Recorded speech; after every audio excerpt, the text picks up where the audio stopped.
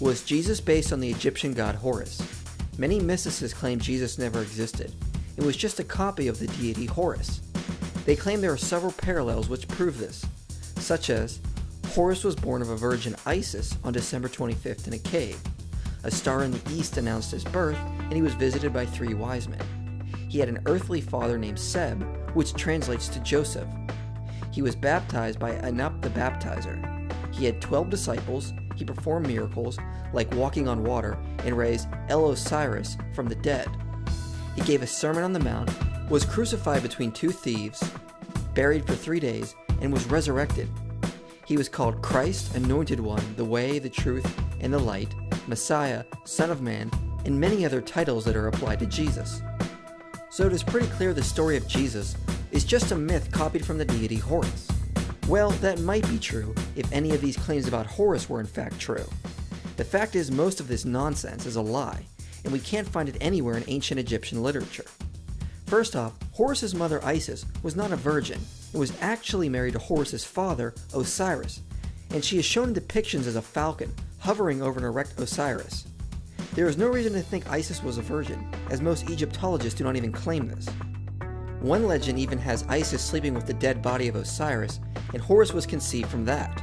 So there is no reason to think Horus was born of a virgin. There is also no evidence Horus was born in a cave, let alone a manger.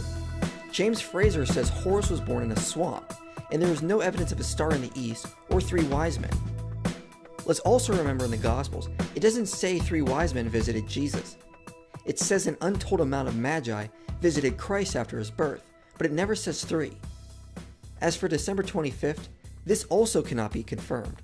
One reference has Horus being born in November, whereas Plutarch says Horus was said to have been born around the winter solstice, but there is no evidence for the 25th in particular.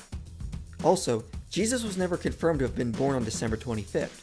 It was just an estimate based on early calculations, but never confirmed or written in the New Testament. Seb was never said to be Horus's earthly father. In fact, Seb was a god, the god of the earth, or the earth itself, and there is no linguistic connection to the name of Joseph. Some references say Seb was the father of Osiris, not Horus. There is no Egyptian scholar who has ever heard of Anup the baptizer. This was just made up out of thin air by mysticists.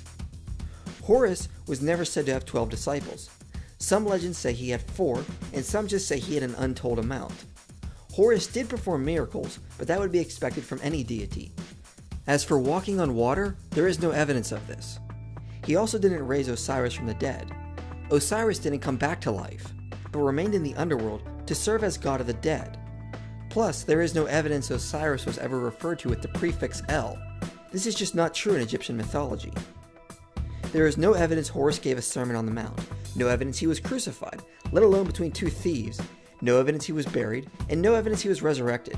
He was never called Christ, Anointed One, the Way, the Truth, and the Light, or any of these titles commonly associated with Jesus. Modern mysticists have simply lied, or lack any ability to do accurate research, because all of these supposed claims about Horus simply do not exist in Egyptian mythology. And until these mysticists provide actual original source evidence for these claims, there is no reason to believe them. So since that is the case, there is no evidence Jesus was a myth based on Horus.